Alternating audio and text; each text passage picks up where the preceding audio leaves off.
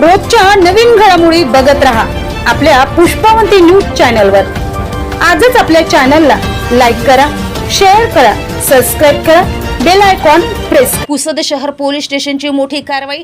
गावठी हातभट्टीवर 1,61,770 रुपयांचा मुद्देमाल जप्त।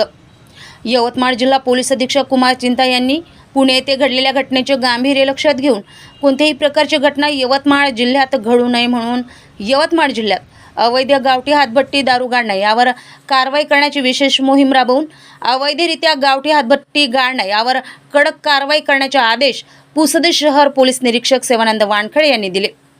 त्यावरून शहर पोलीस स्टेशनचे पोलीस अधिकारी व अंमलदार यांचे वेगवेगळे पथक तयार करून दिनांक 3 जून पासून सकाळी 5 वाजता उठून ग्राम आरेगाव, मोहा, अश्विनपूर, सेलू, बोरनगर, वसंतपूर, बोरी येथे वेगवेगळे ठिकाणी अवैधरित्या गावठी हातभट्टी दारू गाळणा यावर धाडी टाकून एकूण 18 गावठी हातभट्टीचे अड्डे उद्ध्वस्त करून अंदाजे 2100 लिटर मोहामास सडवा नष्ट केलाय आणि 56 लिटर गावठी हातभट्टीची दारू असा एकूण 1,61,770 रुपयांचा मुद्देमाल जप्त करण्यात आला असून गावठी हातभट्टी दारू गाळणा या संबंधितांवर महाराष्ट्र दारूबंदी कायद्यान्वये गुन्हा नोंद करण्यात आला आहे। तसेच त्यांच्याकडून भविष्यात अशाच प्रकारचे गुन्हे पुन्हा घडू नये म्हणून प्रभावी प्रतिबंधात्मक कारवाई करण्यात आली।